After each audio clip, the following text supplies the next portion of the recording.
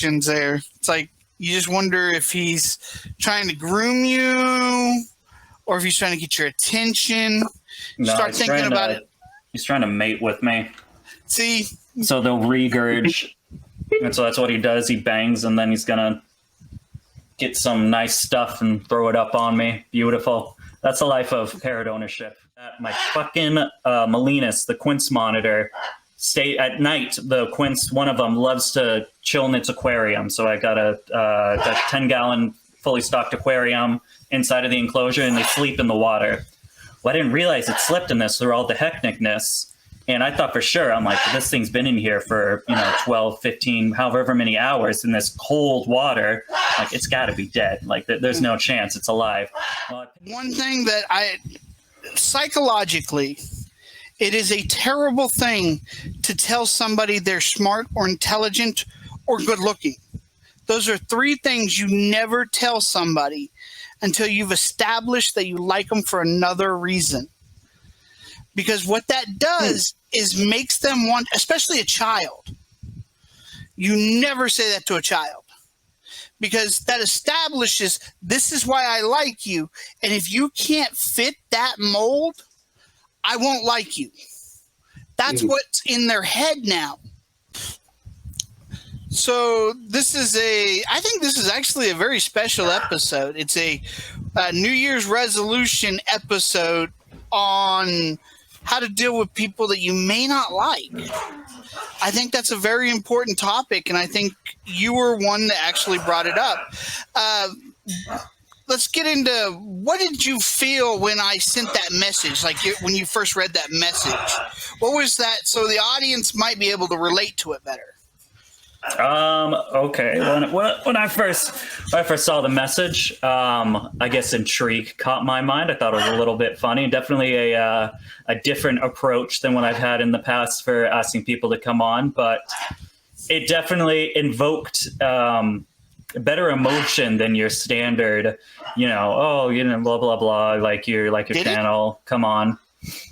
I would have figured that it might have evoked a little bit of anger, but yet kind of that, like you said, intrigue. Like, it's like at first it's like, are you serious? I don't understand why you don't like it. And then it's like, but then you like, I'm almost confused because this isn't normal. So it's very interesting. No, I've come to the realization a long time ago with just how I look. I'm not everyone's cup of tea. Not everyone's going to like me. I'm okay with that. And I thrive on controversy. I really do enjoy it. So I was like, hey, let's do this thing. It's going to be fun. I got my man Logan over here. We're going to have a good time for sure. Yeah. And I actually like that. Like it's something that, I'm not a pretty boy. I'm not tall. I know that you were like, oh, wow, really? You're not pretty boy? Wow. Yeah. No. So, did I say that? I don't remember saying No. I just. Oh, okay. I'm just making a joke because, like that. So a lot of people might actually write me off because oftentimes it's the loudest person in the room, and it's the guy that might be a little better looking than me, or at least come off with a lot of. In real life, I come off with a lot of confidence, but still, I'm very average looking, and that does play a part in people's first impressions. Yeah.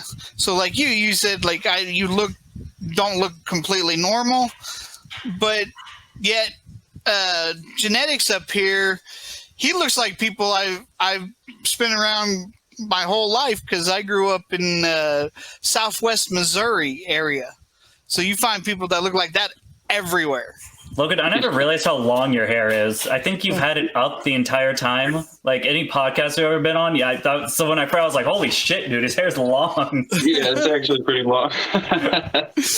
As that Travis Tritt, is that what it is? Travis Tritt, the country singer, look to him. Oh yeah. It's like I think you actually look like a long hair version of my godfather. Like literally, it's like I said, it's not unusual for me. It's like I'll have Mike Stefani on from Mike's Monitors a little bit later, and totally normal look for where I'm from. Totally normal. Yeah, Mike's got that. He's got that thick Jersey type accent. Love the guy. Yeah, and that's great that we've started off this way, because honestly, it's most of the time you really have to give a little bit more of yourself to somebody to get them to kind of open up. You have to be very open to somebody else, and you have to make sure that you're listening to them when you come across somebody that you may not like. Because I love your zoo idea, and I will be talking about that later, and we'll be discussing some of the things that you need to make sure that you understand before even starting. And then I've got so many different knowledge. I've studied so many different things in my life. I went back to school at 26 and got a degree in physics. Oh, there you go. And then I got a bachelor's in polymer chemistry focused on medical tech. I studied how to target cancer cells and Zika and Ebola. And I also did studies in nonverbal human communication, legitimately a study. So this way I was actually able to transfer that over to the animals. And so when I talk about how an animal behaves, I actually know what I'm talking about. I actually have actual studies in nonverbals. So it's very fascinating. And but as a kid, you'd be amazed that I grew up in a shitty ass town with shitty ass schooling, and I was labeled with a learning disability. To me, it cost me over 10 years of my life extra. Because like I said, I went back to school at 26. So I was never learning disabled. I actually learned faster than a normal person. And that's why it's so easy for me to forget the basics. And since my brother, I love to parrot. I love him. That's awesome. Just the interactions there. It's like you just wonder if he's trying to groom you or if he's trying to get your attention. No, Start thinking about it. He's trying to mate with me. See? So they'll regurge. And so that's what he does. He bangs, and then he's going to get some nice stuff and throw it up on me. Beautiful. That's the life of parrot ownership. I didn't know that. Yourself? Yeah, I didn't either. That's fascinating. Honestly, my Peter Banded skinks one night, Carrie, I named him because he has blood stains on the back of his head when I first got him. So I named him Carrie. And so when they would climb to the top of my head, when I would let them run on my back, because bearded dragons, you can't let them run on your back. They're a little too hard like that. Whereas the Peter Banded skink's claws aren't very sharp, so it's a little more ticklish. And when he would run up top of my head, my first thought one night was, is he rubbing his genitals on my head? Does that make him feel good?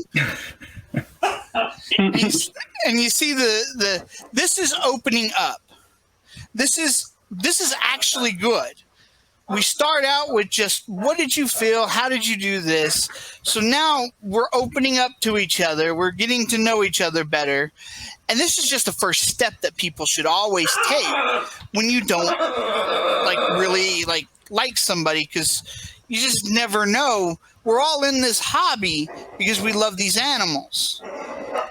Mm-hmm. And if you're not willing to ask questions, then really, are you really helping anybody else with their animal? Yeah. Yeah. So let's go ahead and start with the usual questions. What I do is I have you guys tell a story, and then the other one will ask about just anything about the story. And then the other person will tell a story, and then the other person will ask a question. This way we get to kind of know a little more of the individual. So who wants to go first and just tell the story? I'm going to take this to you, Logan. I want to hear your story. What do you got? Oh, God. I'll tell a story about proposing to my wife, because I almost messed up. So I took my wife to Fish Creek Falls on a hike. It's like a really nice waterfall up in Colorado. And we're going down this short hike to the waterfall. And I had wrapped up the box that had a ring in it in kind of like a sort of neck scarf, like one of those fishing with the wicking material that kind of keeps you cool. And I had it in my back pocket, and I had her turn to look at the falls, and asked her to get some pictures because I needed to get the ring out and get on a knee before she turned back around. And it was wrapped up too good because I was afraid she would like find it and like see what it was. So I had wrapped it up, and I was fumbling with it, guys, for like nearly 5 minutes. It felt like, it was horrible. And she like kind of half turned around. I was like, "Oh, can you get one at the bottom?" It was like horrible. She knew something was up for sure. And I was like, "Oh my gosh!" And then I finally got it out and got down on knee and then proposed, and she said yes. But yeah, it was a little awkward getting it out. I almost like dropped it and couldn't get it out of the thing. Yeah. I want to make a sex joke out of that, but I'm trying not to. So what do you got, a question for him? Honestly, I think it's funny that we both took our partners on a waterfall to propose to him, because I did pretty much the exact same thing that you did. It was like the first waterfall we ever went to, and then years later, unfortunately it was wintertime. I couldn't actually physically make it to the waterfall. The bridge was overflown and froze over. But same idea. I think she had a pretty good idea on why I was like, hey, let's drive 2 hours away to this random hike at 7 o'clock at night. Yeah. Who is not Dakochi? What was that? Who's this other person? There's another person. You want me to add him? Is it fucking Josh? Not Dakota. It's got to be Josh. I sent this on I have a group chat between me, Logan, and Josh, and I didn't think Josh would do this. Because I don't have like your profile set up on here. He just left. I think he's just fucking around. I didn't expect Josh to have it in him to troll. That's I gotta have some respect for the guy. I was so confident. I was like, he ain't gonna mess with it or anything. I'll just send it on the group instead of having to look you up. I don't know about you. Do you have funny trolls? Like actually people that think they're gonna get it over on you, and then they just say something that is just so incohesive and stupid, like the exact thing that they're trying to tell you that you're bad at, and they're trying to troll you at, and they go ahead and do it. That's definitely Josh. Wouldn't you agree, Logan? Yep. He's tried to pull some fast ones, but he can't get over me.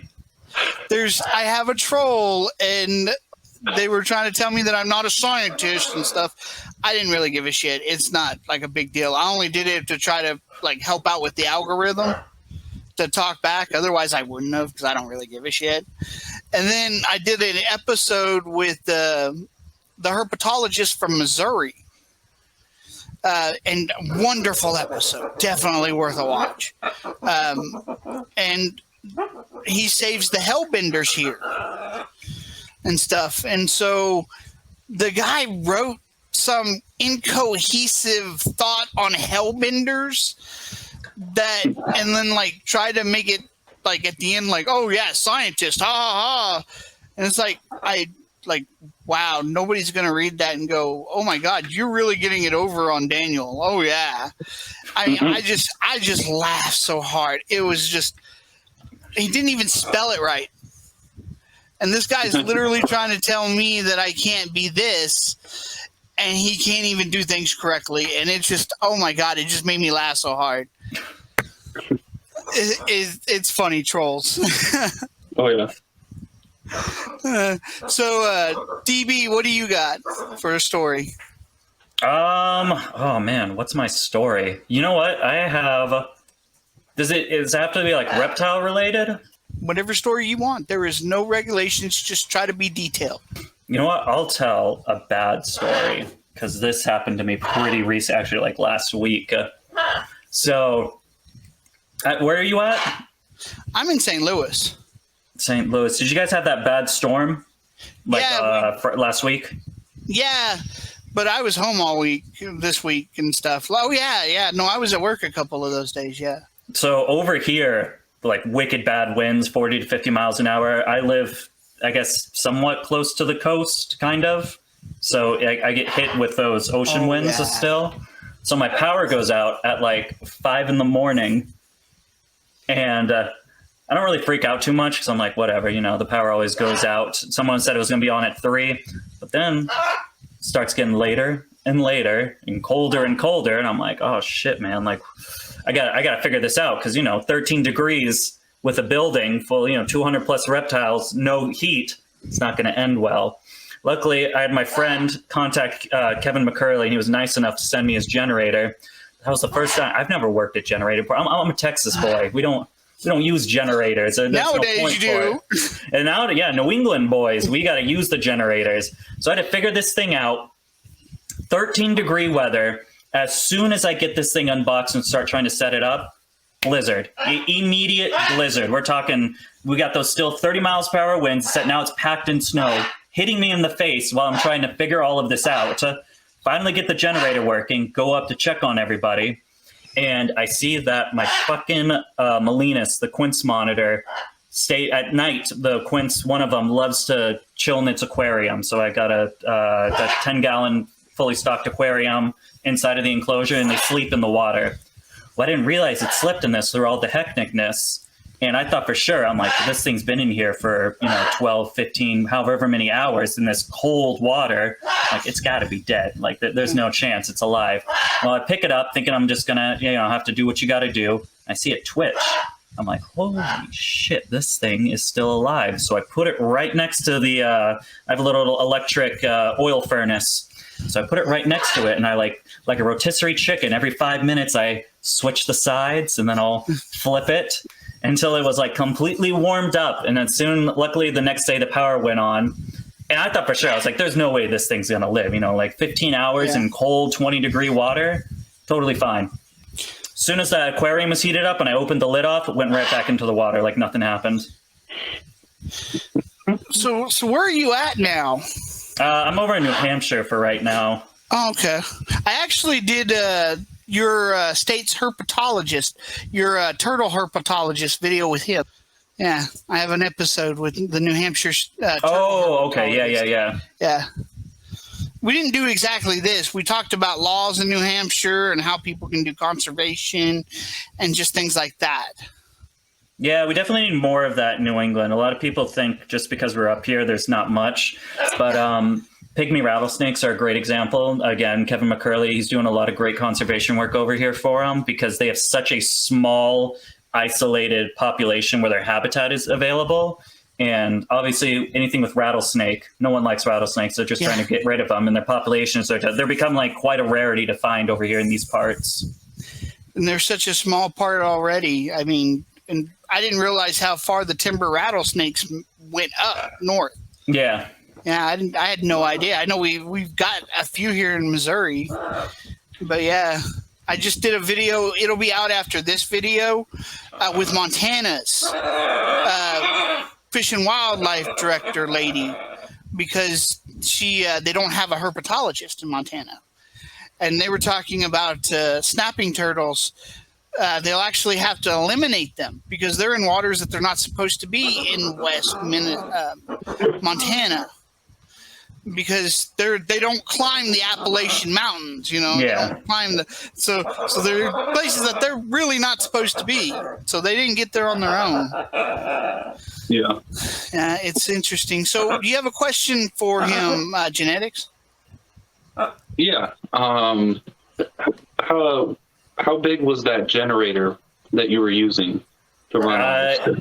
It was unfortunately the small one. He tried to give me a big one, and I felt awful because he spent like half an hour again in these cold winds setting it up and getting you put the gas, put the oil, made sure I was A-okay. I couldn't fit it in my car, and I felt like I already felt like a piece of shit going to Kevin and being like, "Hey, I need a generator. My reptiles are gonna die." And I know the name Kevin McCurley. I'm sorry. Which one? Who is Kevin again? He owns New England Reptile. Okay, that's what I thought, Kevin. Yeah, that's what I thought it was. Yeah, sorry.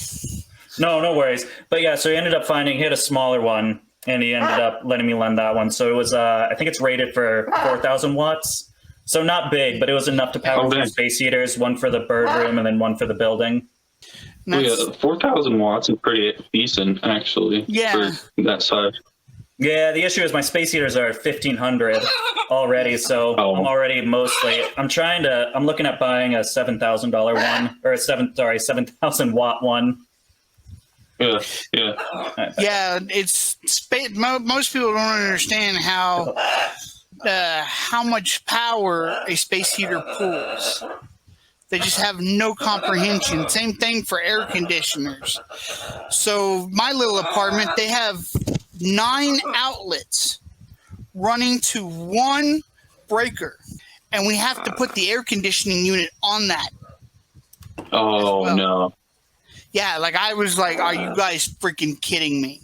You know, like you're just asking for your power to cut out all the time. Yeah, that sucks. And so I have to work with it. Like, how hot can I get the room? Because the lights themselves don't do much. It's 60 degrees out today, and I literally have to open a window because it's 80 degrees in here because of all the lights. So I don't need a space heater. Yeah, that's the cool, especially when I have like a pretty well insulated building. Oh, it's moldy. Yeah, I don't need to run anything usually, except when we get into like winter, just because all the lights themselves and the overhead lights heat up the building just fine. Like I can probably get to like 72, 75 degrees without even using any artificial heat. And literally having a conversation for the audience, this simplistic is actually helpful to grow relationships. It may seem like small talk to some people, maybe, but it's important small talk. And it's something where we're getting to know the level at everybody's at. Because that's something that we don't talk about enough. I had a guy the other day at a show literally look me in the eye as I talked about sexing Peter Bandit's kinks by sight, and that I have some at the house. When somebody else stopped me, he looked me in the eye as I was talking about this subject.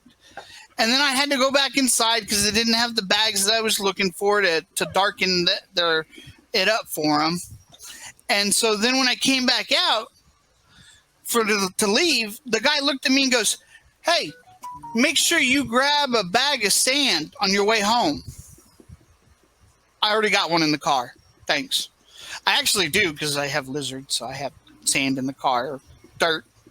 It's just the lizard thing, I guess.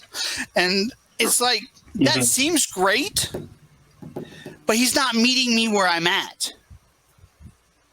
So therefore, how can you really help somebody else if you don't know where they're at? So if you don't understand that this person's new, or this person actually knows his shit, because this person has science degrees. So when I talk about medication, I've worked in the pharmaceutical industry. I'm not medical unsavvy. So no, you don't just come at me telling me, "Oh, well, you need to do this." It sounds great. But a lot of what we do in this world sounds great, but isn't actually important. It's not necessary, and it creates more problems than it solves.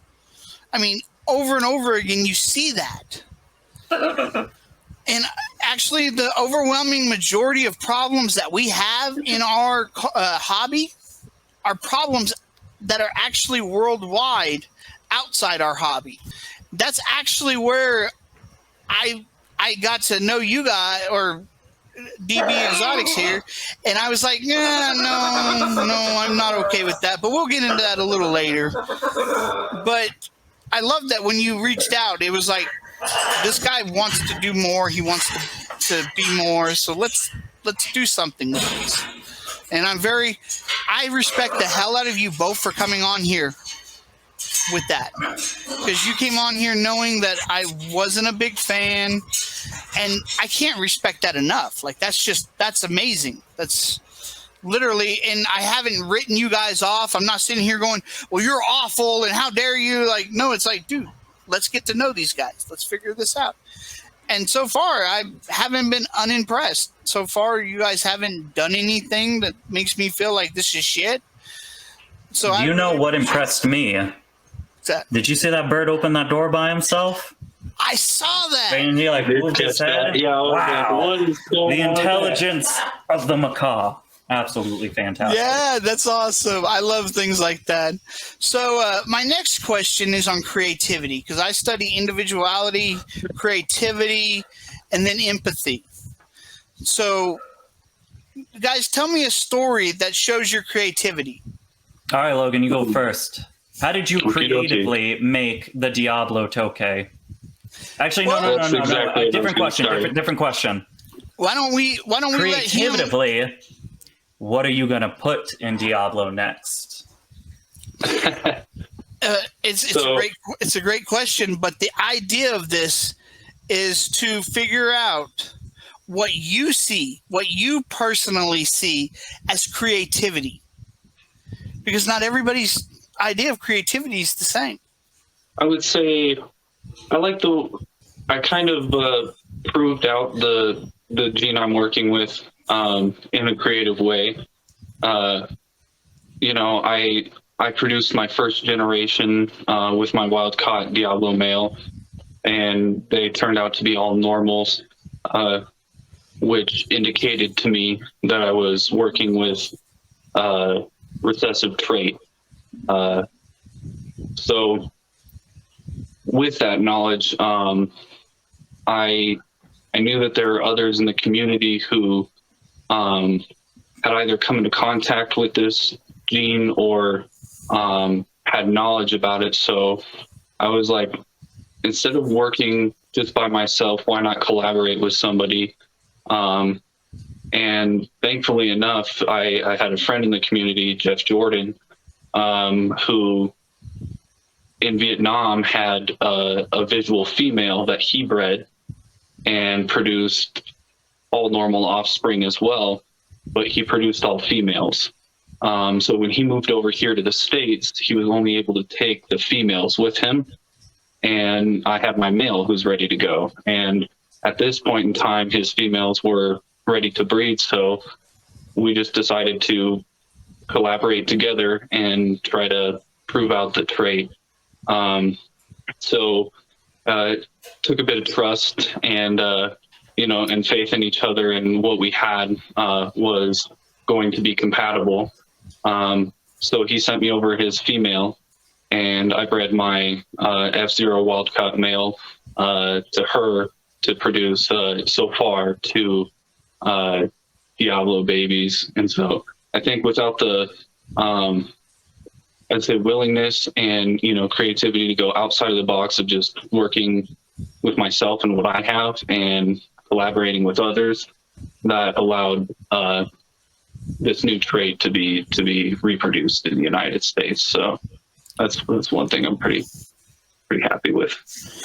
And what are your ages? I'm 24.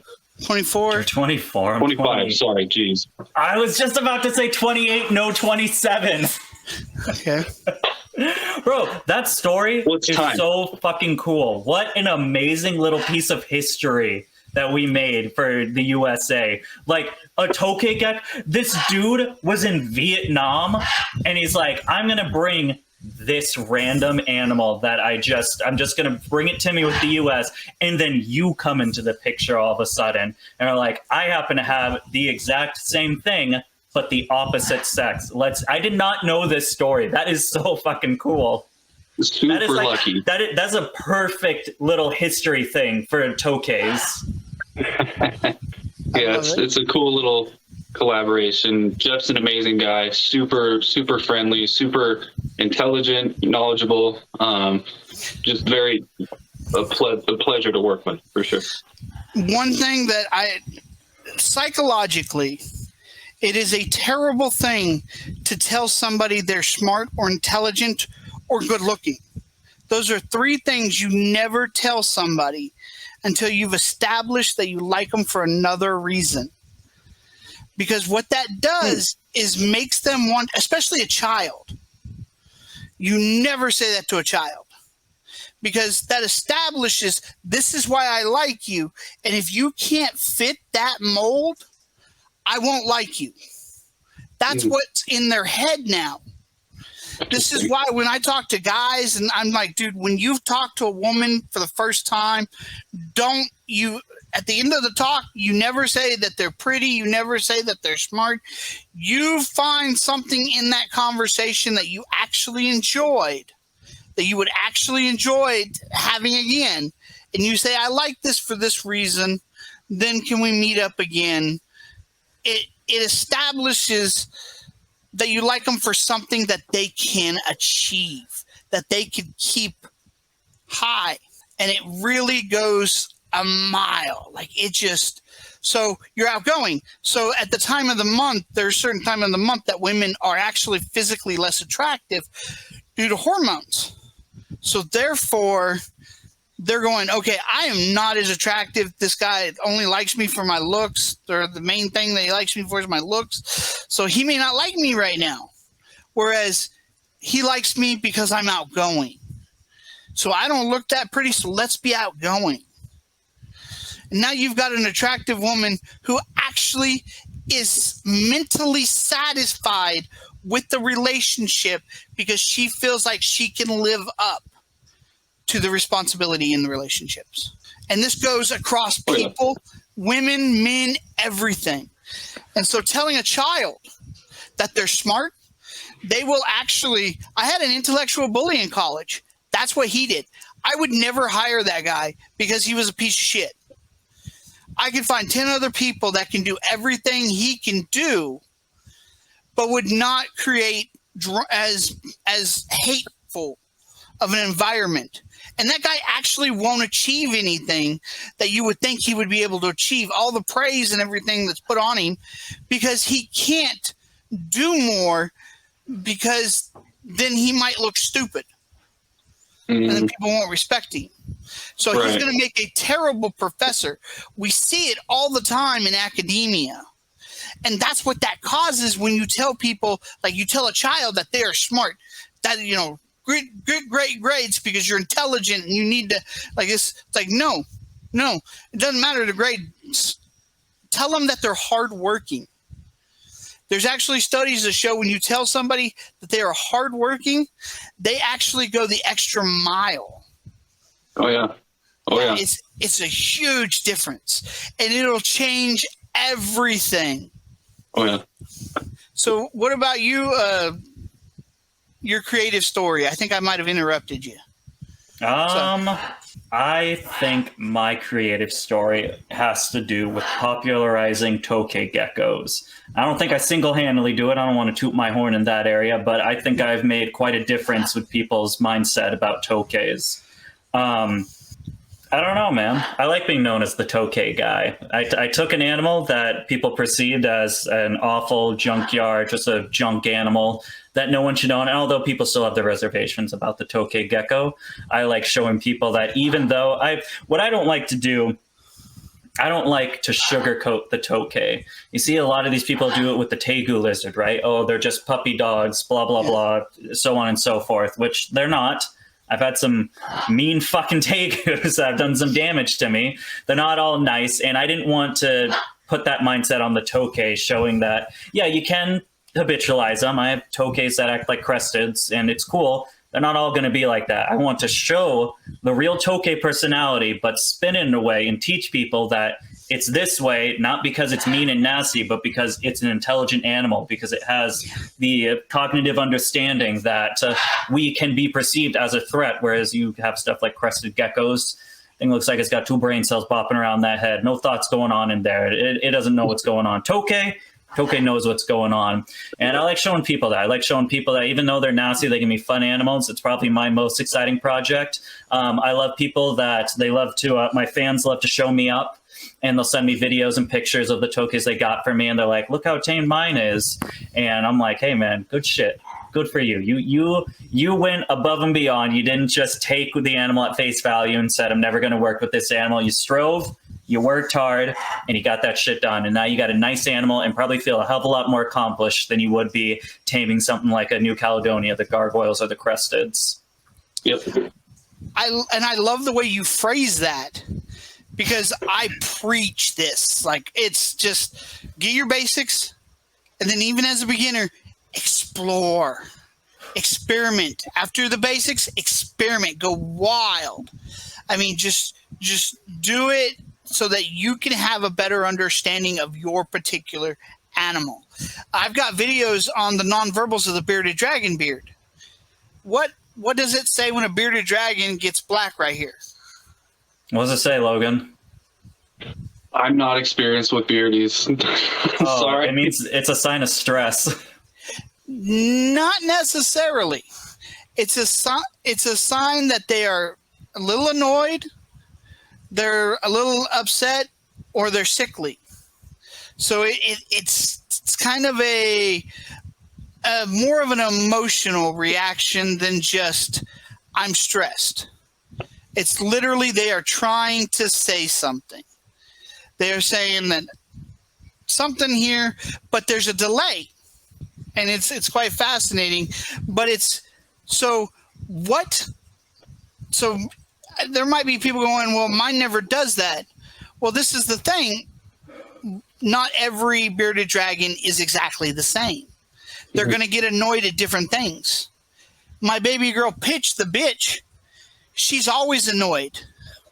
There's literally like just keeps this chin strap so much of the time, and even if she's happy chasing bugs, she still might have it because she was just annoyed a few minutes ago. But she's no longer annoyed, so it's going away. It just hasn't gone away. Mm-hmm. It's really fascinating, that delay and how that actually works. Whereas Fancy, my biggest beardy, he doesn't do that anywhere near as much as Pitch. And it's quite fascinating because they are individual thinkers. And even my anole, I just got some Cuban night anoles. Those are sweet.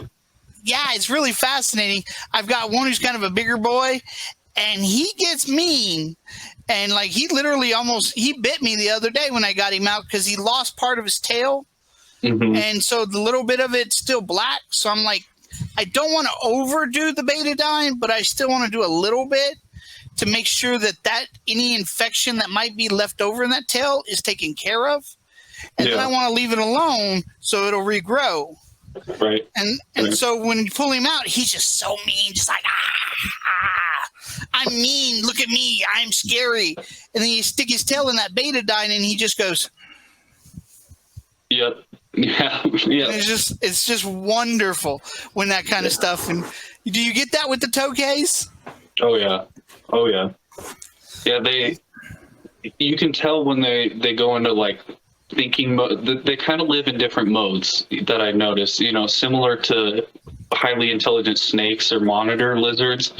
So like you have feeding mode, obviously. So they're just in over prey drive, hyper reactivity to any sort of movement. They key on really fast movements and they'll pounce on it like with very little hesitation. And then as far as like when you get those like them kind of opening up to you moments, tokay geckos have a Jacobson's organ, so they're very smell oriented creatures. So when they kind of start relaxing around you, they'll start licking and tasting the air around you. And then if they're comfortable enough around you, they'll start licking and tasting you to remember your scent. Okay. So once you get that behavior, you're like, okay, they're thinking now. Like it's curiosity mode, and it's a really special thing that you get to experience with a gecko, because it's not common to have to sew a relationship with all these little positive threads into a strong relationship one day over time. It's an investment with them, but it's very rewarding. I may have to get a tokay then. Okay, I like Kevin McCurley. I said, okay, Kevin McCurley. Yeah, I actually was going to get into that. I've learned one thing from Kevin McCurley, and everything else I actually agree with him on, is to hold them over your head. Everything else I already figured out because of my understanding of nonverbals. It's like I've already figured like everything else out, and it'll be 2 years in February since my first beardy. Yeah, with any royal animal, I don't know, that head thing like that, It'll snap them out. I did not know that geckos had a Jacobson organ. I thought that was exclusive to snakes and monitor lizards and the Yeah, tiger. tokays they're very adept for hunting and just thinking. Shit, you learn something new every day. Yeah. Now, okay, so let's get into the empathy questions here. Can you guys walk me through the day of an animal, one of your animals? Put yourself in their shoes. What did they emotionally feel throughout the day? A good question. As far as physically or their emotion, I would say that they would feel security, comfort, and they have. So the animal's doing what while he's doing this? Throughout the daytime, they're generally hiding, in various like hiding places that they have within their enclosures. I give them multiple, places to choose from to hide. Generally, they'll have a home base that they prefer to go to. So during the daytime, they'll be primarily inactive, relaxing inside their tubes. I try to keep it quiet in my house so they don't have any noises stressing them out, disturbing them. And then nighttime is when they're really inquisitive, exploring, hunting, doing everything a tokay should. That's kind of the emotional day. Never really any stress unless I have to go in and do some work. Like if I have to clean their environment, then they would feel some stress, probably some anxiety a little bit because their environment's being moved around. And then, probably overall fear because, there's a big giant humanoid thing moving stuff around in their enclosures. I don't force handle any of my geckos, so they know the relationship is on their terms. So if I'm deliberately going in their environment, it does upset them a little bit because I generally try not to cross that barrier unless I have to, so they feel secure where they live. Okay, what about you, DB? Yeah. What was the, I'm confused. I'm confused about the question. Run it for me one more time. Put yourself in one of your animal shoes and explain to me what their day is like and how their emotions are during the day. Oh, I'm going to do Bimson, my Argus monitor. So Bimson wakes up, he gets out of his basking, or I have a basking platform that doubles as a sleep. So at night they're able to burrow under it. And then during the morning. So he gets up, he's going to be basking, he's going to be feeling good, hitting those rays. His girlfriend comes up and she comes up, gets a little horny, tries to initiate some stuff. She immediately is going to slap him down because it's not her time. She's not ready yet. So she's going to slap him. She's going to hiss. He's going to get a little upset and then just forget about it because Bimson's just an amazing dude. I'm going to walk in there. He's going to get all excited. I fucking love my Argus monitors, man. You walk in there and they see you through the window. See, unlike the tokays will be scared. I have the green galaxy that I'm pairing with your het. Awful animal. He's scared. I swear to God, every time I walk past that tank, barks. So that's how the female is. Oh my God. I don't know. Maybe it's the gene itself, but I'm like, dude, give it a rest. Like, I'm not looking at you. I'm not anymore. But anyway, not the Argus monitors. They perk up, mostly because they think they're getting fed. And it's always a very interesting. I now, ever since my bite, I go in with a broomstick. So they get too excited, I fucking hold them back with the stick. Lilith, they're not Lilith. Juno. Juno's the little girl. She's my little breeder female. She's too quick, so I can't get her with the broomstick, but her bite's not going to do anything. But Bimson's slow. We're trying to shed some of that weight from when I first got him. But he's slow. He had some awful stuck shed, so he's missing some digits, unfortunately. So he can't run very fast. But I get that broomstick, and I'm like, back. And then that's it. That's their day. They eat together. They're absolutely fantastic. And then they both go to sleep underneath the thing. And she's going to hiss as soon as he gets near her, but he just kind of ignores the whole thing.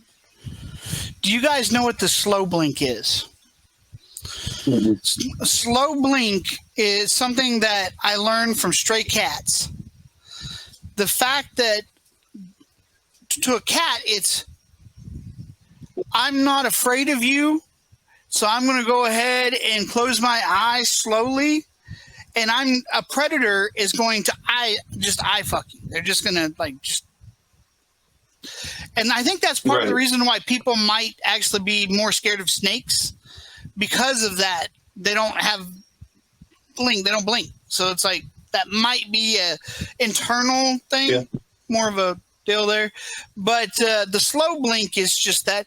I do it with my animals too. Like my emeralds, when like they would huff up really fast, like and then you do a slow blink, and then they would just, by the time you opened your eyes again, they were just relaxed. Oh, calming down. Yeah. Yeah, it's just this still. Peter Bandits turn their back on each other. That's how they relay that. I had a Peter Bandit skink that I was letting run around. It was a new one, so I was letting it run around a little bit on the floor in front of the my Savannah Monitor babies that I've got. And one of the moment that it stopped looking at the Savannahs and turned, Love, my Savannah Monitor's names are Love and Hate. And so Love, she's got this kind of busted arm that it's a birth defect, literally come running out to lick, to figure out what this animal was. And I mean, there's glass between them. And I think having glass between them and people seeing that difference, seeing those nonverbals, can help a lot more people out understand their individual animals. And it gives more stimulation for the animals. And then you end up with less herd animals, because people go, oh, well, these animals they're not going to enjoy the company of the other one. They're going to fight. Because they don't know what glass is. So you can already see that. Yeah. So you save more animals. You're familiar with it now. Instead of telling somebody, no, don't do that, no.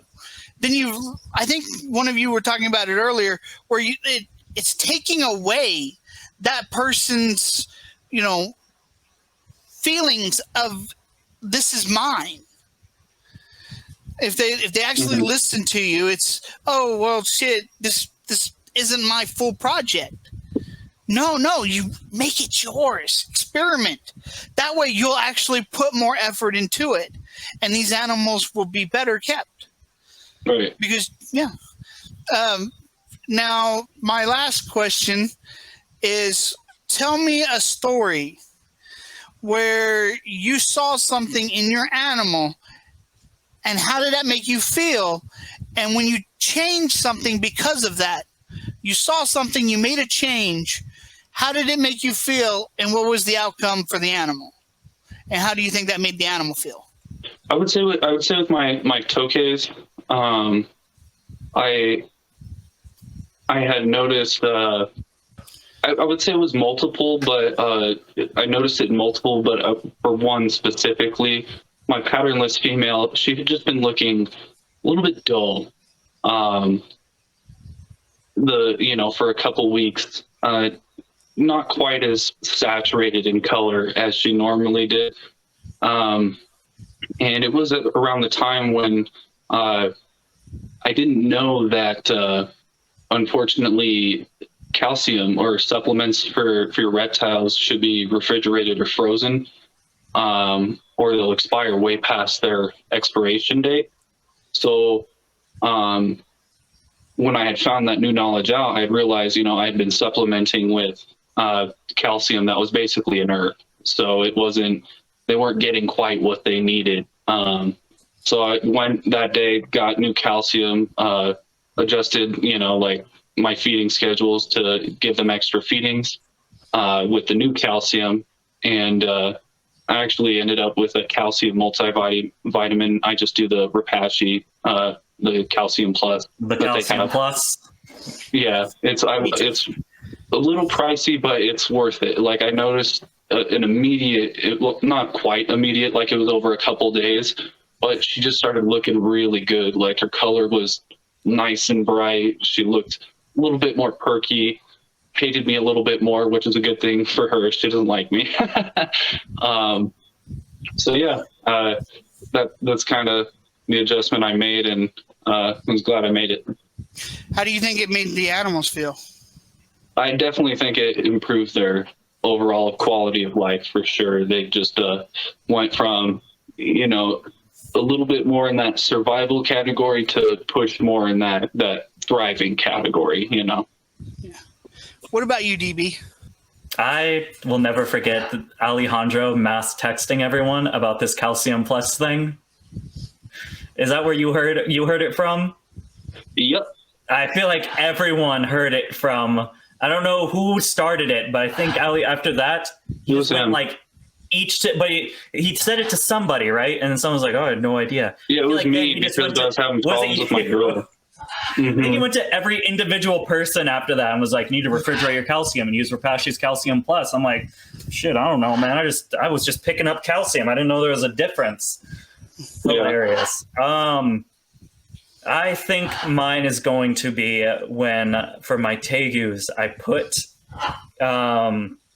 sea serpents. I think it's sea serpents. Maybe it's triple L. It's one of them. Make a hide for ball pythons, just wicked standard box hide. And I was for an adult ball python when I was doing snakes. I put it in the tegus one because I was like, whatever, I'll just put it in there.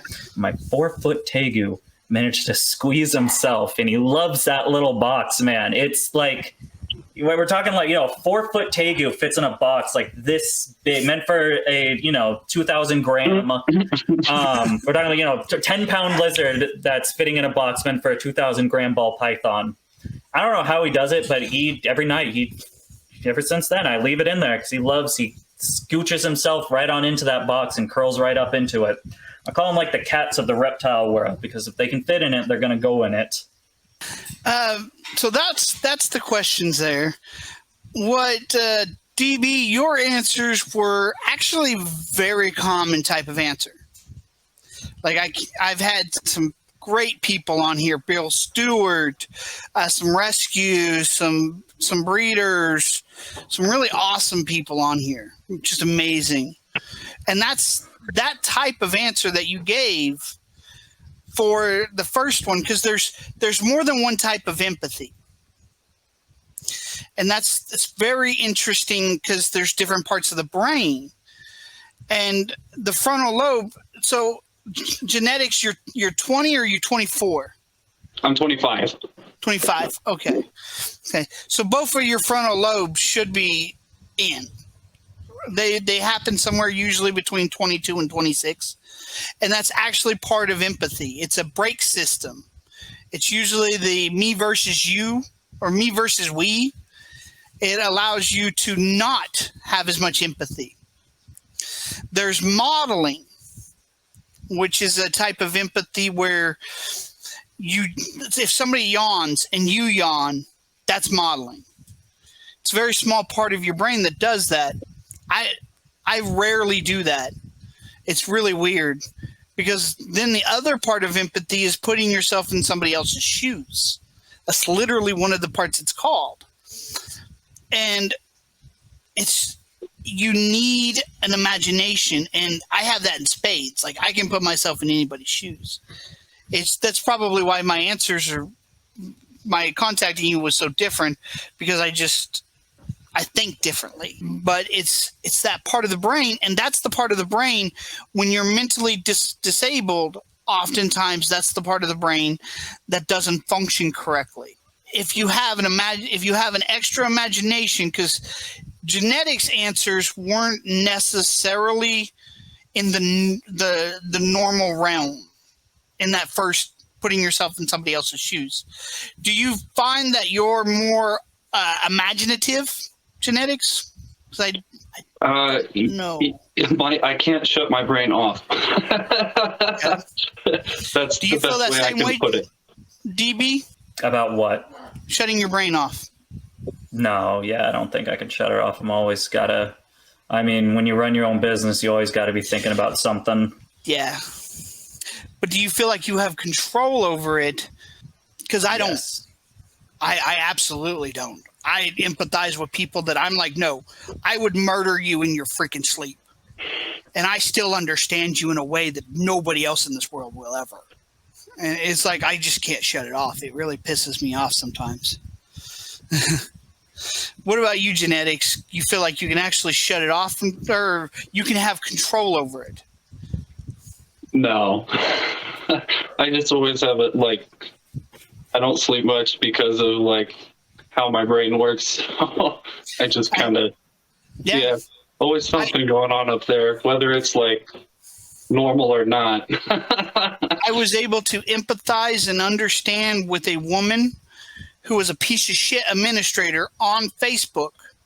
I have completely understood why she did what she did, but she actually mouthed off about me and my dead dragon the day my dragon died.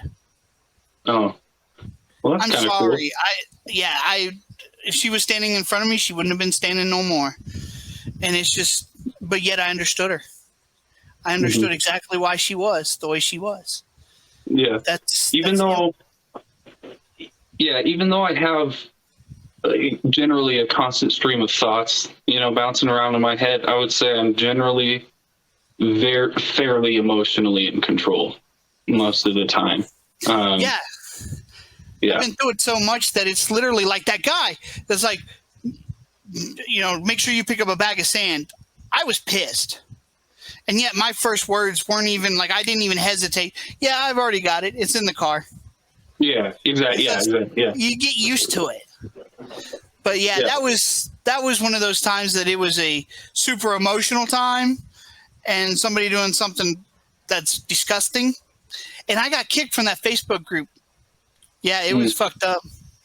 But this is interesting because what this is telling me is that you need that imagination to be able to put yourself in the animal's shoes more. But since I'm interviewing some of the best in the hobby, like literally some of the Bill Strand, Arna, Herb Time. You hear that, Logan? You're part of the best. Congratulations, buddy. No, literally, those guys world's had first, answers. U.S. world's first, baby. Those guys had answers more like DBs. And so it really lets us know that you don't need all that to be a great keeper, to have a better understanding of the animals. You don't need that imagination. But it's interesting. And I may wait for a bigger deal if I can see it in Mike Stefani, because I know I've heard of his past, and I'm wondering how his imagination is and empathy with enclosures.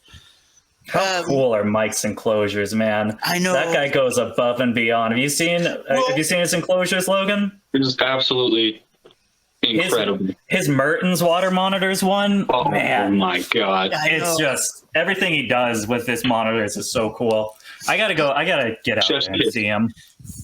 Yeah, that's like he's not that far from me, and so if I ever make it up to Tinley or something, I might run in there because he's upper Illinois or lower Minnesota or something like that.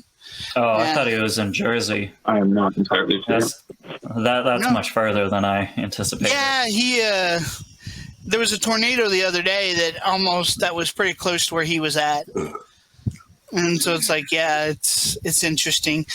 Later on, pretty soon, hopefully I'll have North Carolina's herpetologist on. And that's where you're originally from, right? With your company. No, it's where I was going to move. I was going to head down to North Carolina. But then after that Tegu ban, I don't know what the move is yet. Most likely West Virginia, but maybe Pennsylvania. They both have some nice lax laws. I've seen some stuff with West Virginia. I just want to see how everything's played out. But Pennsylvania has been very quiet, and I like quiet. So Pennsylvania actually might be the move. Yeah. God, I know Missouri's kind of, there's a lot of things here that aren't here. It's a different thing. I know on your list, I watched your video and you were talking about the people that you've already signed up with, getting to know them. When you make it to snake discovery, make sure that you understand their layout and why their layout is the way it is in their zoo. We should be going down there. I don't think I'm going down separately just because it's a bit of a drive, but I know I'll be there. I was invited for their yearly build off. Yep. Yeah. They actually, I told them I want to go. They commented on it and they were like, "Oh, I can't remember when it is. It's in my calendar though. I think it's August. I remember something like make sure you email them or something when it's closer date or something. Yeah, they commented recently a couple days ago, and they're like, "Don't forget, you're invited to the build off." And I was I didn't forget, so I'm pretty stoked. Yeah, I'm going to get some 3D printers once I move out of this place, and I'm going to make some because my setups are a little different from my beardies, so I'm going to try to make some inserts that actually do that. Oh, my father just got a 3D printer. We're going into business together, building hides and selling them. Yeah, I think I'm going to do like a layout because I do things differently. Where my UVB is in the back, I have a grow light in a garden in the cold side in a tote, and it forces them to have to climb to get to where they want in that UVB. And so you'll see them go to the brick after they eat and then work their way down the UV to get colder. And then once they get to that UV / grow light, they'll usually stop there, or they'll just bask in the grow light over the garden because that's UVA. It's what Viztech is doing, but they're doing it with one light instead of two strips. And so that's why they talk about having them separate so they can go to the cold side or the hot side. If your bearded dragon's always in the warm and it's constantly staying there, either it's sick or it's not hot enough. It's one or the other. You should see thermoregulation. Yeah. I bumped mine up so high. I've got them at like monitor lizard temps. They'll bask for like 15 minutes and then they're up climbing. Yeah, exactly. And so then they get more exercise and then they can get away from the UV. It's very uncommon for a lot of new keepers or even bearded dragon keepers to understand that they don't want UV all day. It's the same with, it's pretty much any starter animal. It's just our care guides have been so bad. For bearded dragons and crested geckos, the care guides are originally meant as like dummy proof. So like if you keep them no substrate at this temperature, you're not going to risk dehydrating the animal, so on and so forth. For crested geckos, it's the same thing. Like you can bump crested geckos so high and everyone will tell you on Facebook groups, like, yeah, they can't go above 80, they're going to die. It's absolutely not the case. What you need to be doing for crested geckos is bumping the temps up and bumping the humidity up at the same time. Because what's going to kill a gecko with high heat is the dehydration with the lack of humidity. So as long as you keep it humid, I mean, I've had crested geckos during breeding season. We have temps in here that when they used to be in here, now they're in my building. But in here, I mean, we used to get to 88, 92 degrees in the summer during peak season and never lost a baby, never lost a breeder. They were all doing fantastic. They eat a lot more. The babies grow faster because they're having a higher metabolism rate. It's good stuff. Yeah. So going back to the zoo thing, my father worked for Walmart's for years. And when they expanded their aisleways. And what that did was make people stay longer. And it actually raised the whole store inventory up by 10%. Like it literally, their sales went up 10% for the whole store just by expanding the aisles because people were more comfortable. But the accesses, the end of the aisles, actually sales on those products went up like 30-some%. So understanding that and understanding why the Snake Discovery talks about people spending an hour, being able to spend an hour in their zoo should be an average. They try to design it that way.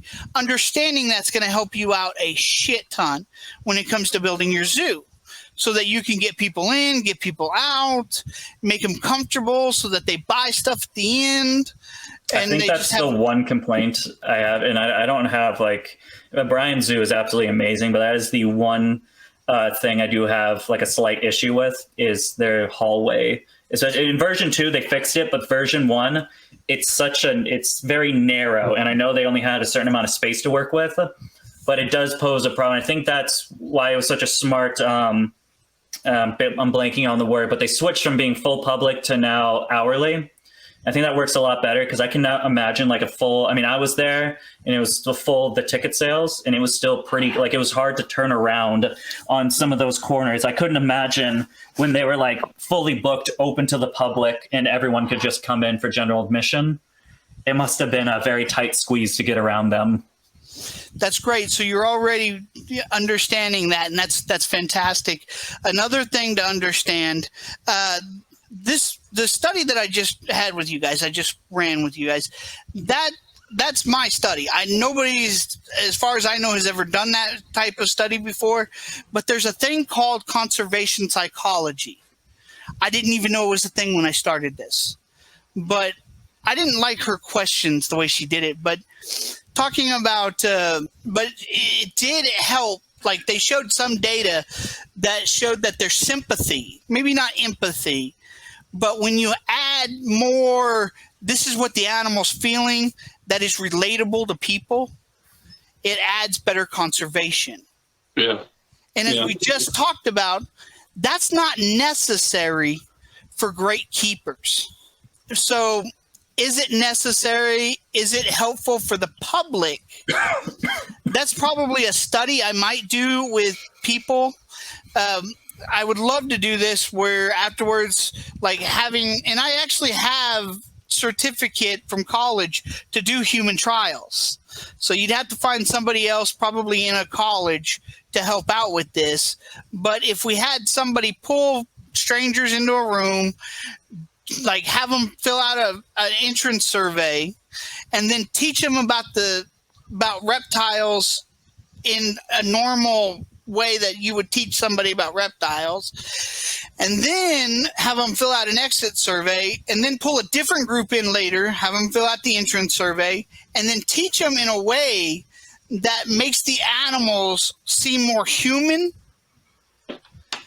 Then we would actually have them do an exit survey, and then in a year have them do another survey, see what sticks better. Yeah.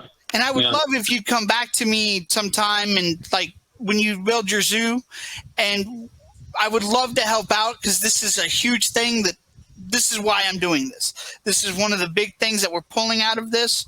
And that's why I say that it's what they're lacking is the most interesting thing. It's not what they have.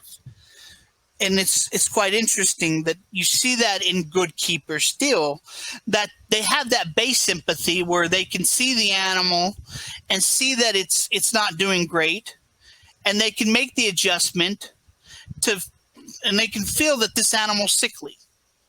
That's a very model type way of thinking about it, I think. I mean, none of this is perfect. You'll never be able to get perfect in social science, but I think I've got pretty much good enough evidence now. We're still just going forward to get different types of evidence. I'm really looking for Mike's video. We were supposed to do it a couple months ago, but we never could find somebody to come on with him because this episode might actually help somebody to see and hear the difference between the two. Like, because genetics actually had different answers, but we'll get into that because imagination takes a little bit more. But then going on to, like, I respect the hell out of you guys now. Like, I have a lot more respect for you guys. Hopefully you guys don't think I'm just a douchebag, but it's... No, you're right. I'm not just, asshole, something I have been called before, but at least I'm not boring. Yeah, no, you've been respectful in your questioning and everything. I haven't felt like disrespected or anything like that. Well, you should wait to hear what's in my head. No. No, it's interesting, and these are things that we should be looking for. When you first start to talk to people, like you said, I just came straight out and said, I don't really care for you too much, and I want to change that. I want to figure out who you are. And you said that was such a different way that I'm sure a lot of people, it would make them uncomfortable and almost mad at first, but might be a little more relaxing after the initial you don't like, oh, well, but yeah, I was like, okay, like it's a little more open, a little more honest. I was willing to give a piece of myself to the conversation. So then I actually, as you could tell, that I actually listened to you and I took in what you wanted, and I'm trying to give helpful advice, not just advice, make sure that your zoo, you have clean glass. Make sure you have clean glass for your zoos. No shit. That's like one of those no shit helpful advice. Yeah, it was super helpful, but was it? Nah, but yet the keeping your aisles wider, making sure people are comfortable, but making sure that they can have the amount of time that you want them in there. And I'll be honest, the zoo dreams might be pushed back a little everything bit. gets pushed back these days. I mean, with the current legislation, I don't even think it being. I don't want to do it in a state where I have to have an accreditation in order to run it, because I've been working for myself for so long now. I don't want the input of anybody else when it comes to how I run my shit. I don't want an AZA or even a ZAA and have certain restrictions on how I can run my business, because it's my business. It's no one else's. That is definitely something to talk about with oh God, they just literally snake discovery, because I don't think like there's something special. See, I'm not trying, no shade on anybody. I love the Snake Discovery Zoo. I love Brian Zoo. I wanted to go like an actual, like back to basics private zoos. I mean, like I want to pull like a Joe Exotic type stuff, much better. But I want a little bit of everything. Primates are something that really interests me. Chimps are the dream. I know everyone says I'm fucking nuts, but people said I was nuts when I was going to want like tegus and monitor lizards. But just stuff like that. I want to get really into the exotic side of things, not just specifically reptiles. And there comes a whole lot of ropes and tape legislation, government tape that you got to go through. And I don't really know if I want to do it, man. After seeing Nerd's facility, like really getting in there and seeing the place, something that really sparked my interest. I think snakes are next on the list, even though I've never wanted to do them. But after seeing his place, man, I've got some plans in the future now on how to expand the breeding business before I think about doing another branch onto this. See, for me, I would love to do a animal, not a rescue, but a sanctuary. Yeah, so pull in animals that are a little more not the best of shape, like my Savannah monitors. I got them such a great deal as babies because neither one was the healthiest of the group. Took me a couple weeks to get them back to really help. Hate doesn't have any feet problems, yet Love will still beat him to the worm. And like I said, she's got the jacked up foot. So she's healthy. It's wonderful. Yep. But what I would like to do is to have it, because I may actually team up and do a like a show, like a massive show for Shriners Children's Hospital. And let's see if we can get people in from around the world or around the country that have better animals than I do, that are better educators than me on their particular animals, and have just a show where everybody takes 15 minutes to 30 minutes to show off their ones educationally, and we can do it free for the kids that are in Shriners and their families, but have people coming in. And I would love to see if I could auction off, get like St. Louis Blues or some of the Kansas City Chiefs players, or the guy from Mad Men. Oh God, I can't think of his name. He's actually from St. Louis. If they would come down and actually auction off a tour with them through the show, how awesome! How much thousands of dollars could we raise for Shriners Hospital that way? So. Kids like that are very important, because my brother is learning disabled and I was labeled learning disabled. And so these type of things are super important to me. And so having my sanctuary where I might be able to allow a handicapped family that have a handicapped kid to come in and stay for a weekend and help me out with the animals, man, that would be dear to my heart. Like that would just a nice little vacation for them to get away. That's not like free for them and stuff. And then they can just help me out with the animals and stuff. I would love doing things like that. So that stuff's important to me. And I would love to do that myself. But I'm getting closer to I'm old enough that I no longer have birthdays. Like that's how old I am. I look a lot younger than I look about 10 years younger than I am. So yeah. And that's Logan, what are your dreams? What do you want to do? Do you want to do this full time? Yeah, I want to breed full time. My biggest thing is I just want to make stuff that's not been made before. You know, I'm just curious. Curious just what the perfect market. I don't know what it's up with Tokay people. They just got like no imagination or something, man. But Tokays have been in here 50 years, maybe more. I don't know the exact history. And no one's thought to make a combination. Come on. Just a codom on a codom? Like, I'm just going to go do it. World's first, just because I had the bright idea to mix a codom with a codom. My God. Yeah. So, oh, good. I actually respect the hell out of you for what you just did, DB. Because you probably thought that I was talking too much and genetics hadn't had a chance to answer anything like that. I respect that because you saw it and you took control to make sure genetics had say. And I love that. Like, to me, that's fantastic. People don't recognize that enough. And I have mad respect for both of you right now. Like, you're seeing things that normal people don't see. And I respect you both for that. I want to go back to originally one of the reasons why I didn't care for you so much when I first saw you. It was the Chandler thing. The Chandler getting bit by the crocodile. One of the biggest problems that we have in this world, like I said, most of the problems in herpiculture are not actually herpiculture restrictive, is that most people aren't listening to experts. Nobody cares anymore. They're like, no, my opinion is just as valid. And things like that really piss me off after a while, because I'll have family members who actually will tell me their opinion is as valid as mine when I actually have a degree in the subject matter that they're talking about.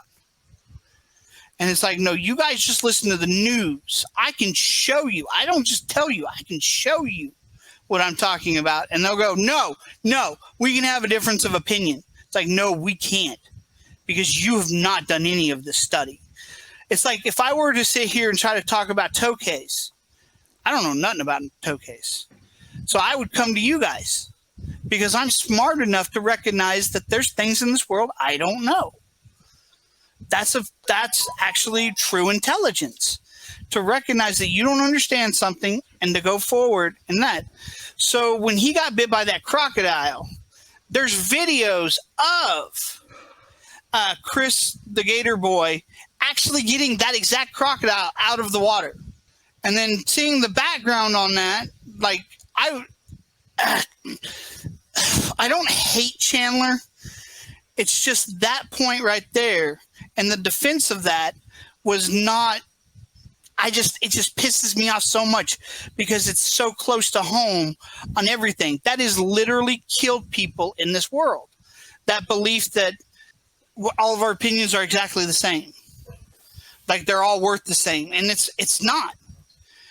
I mean, everybody's going to understand something that you don't understand. But it just pissed me off so much because I want to support him. I saw where he put the crocodile. It's beautiful. And that's just a temporary enclosure.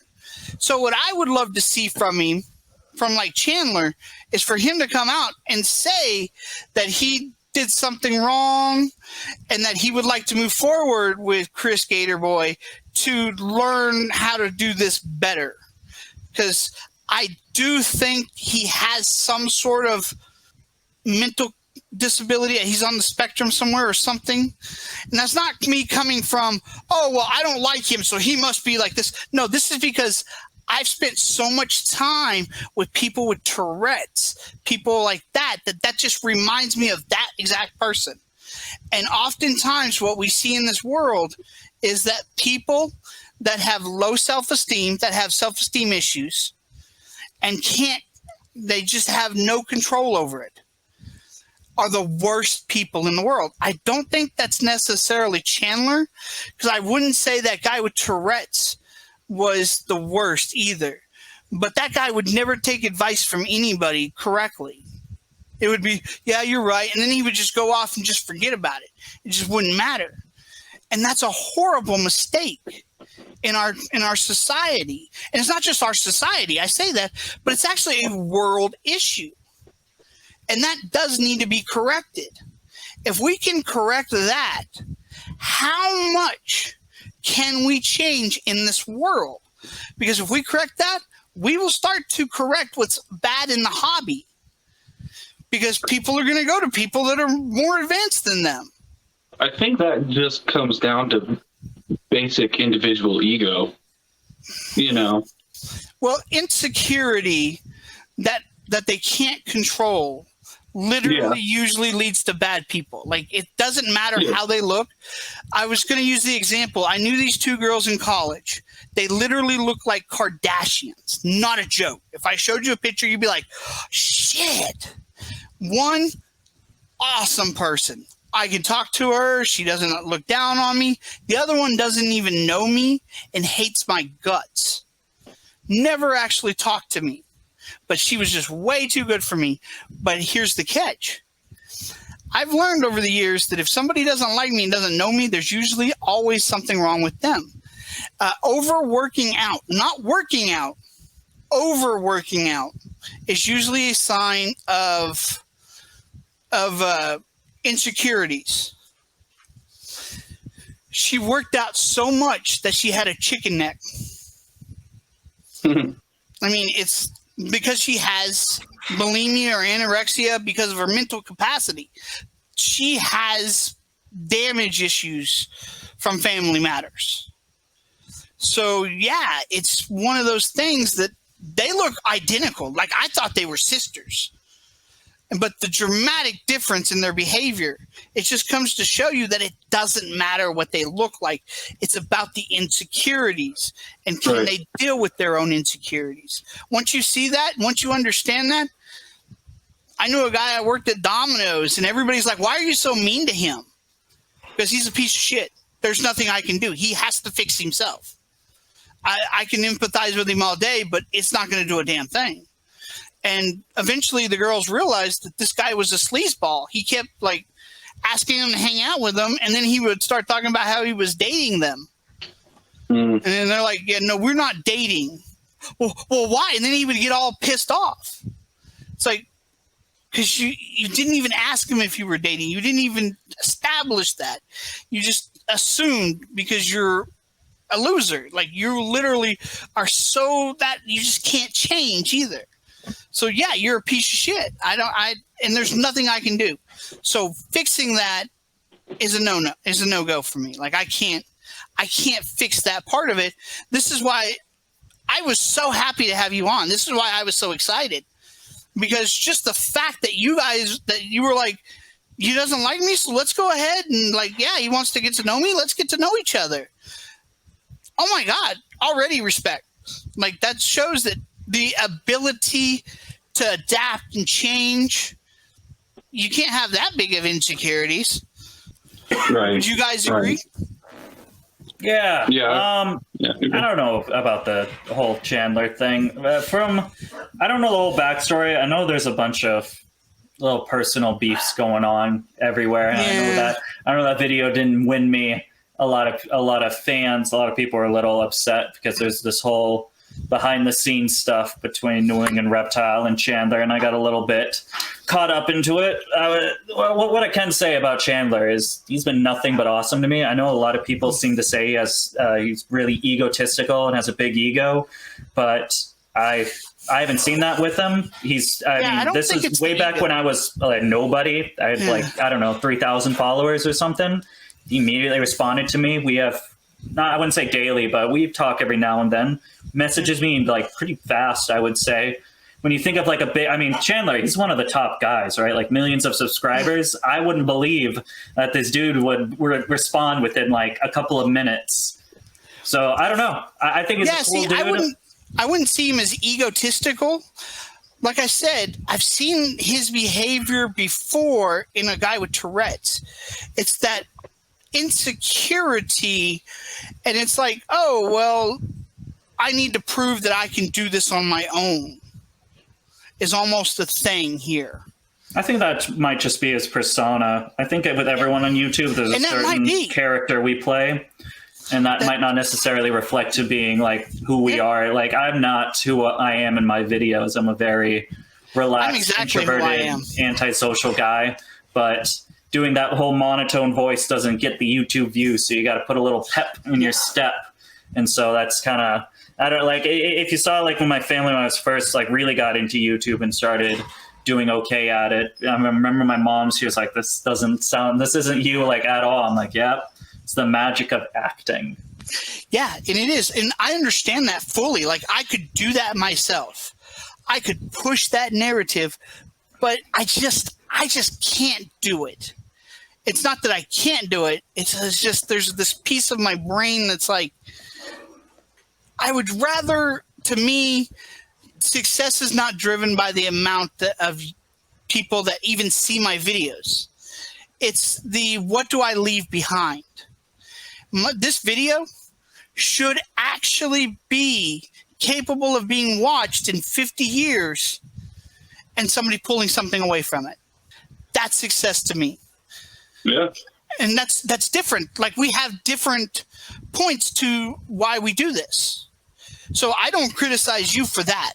Like, no, I get that. Like, I sit here and sometimes are like, son of a bitch, I don't have enough people that give a shit about my topics. But then you find that one person. I had a lady in Canada actually write me a booklet on all my videos and sent them to me. She's actually a therapist up there, and she works about abuse victims and stuff like that.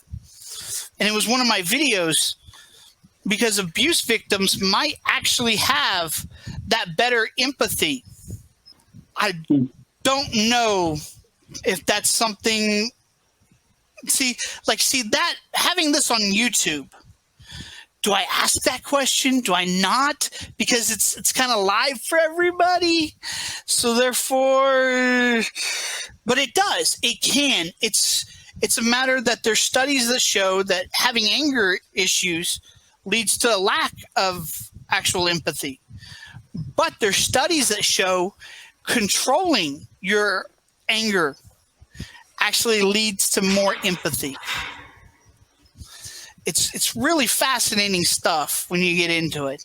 Yeah. And how much of this do we really need to push on adults? Because a child, it really seems like and that's like anybody, anything's better than nothing. But yet, what's going to give us the best results?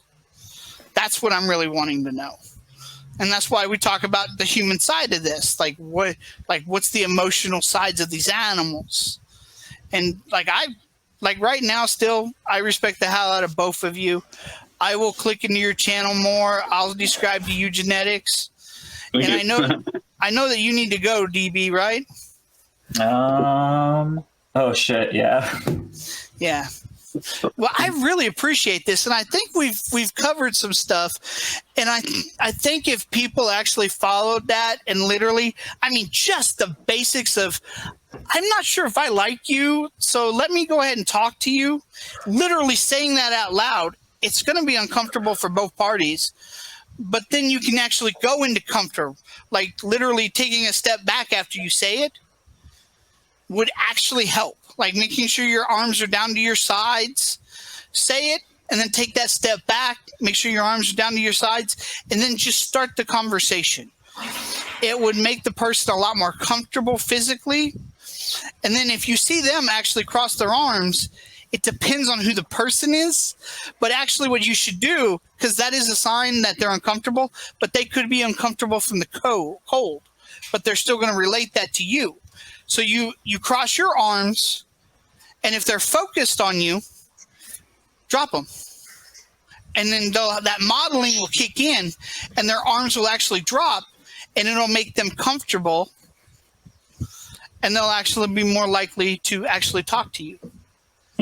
Like, there's actually a lot of this stuff, and I would be happy to go over this anytime with you guys.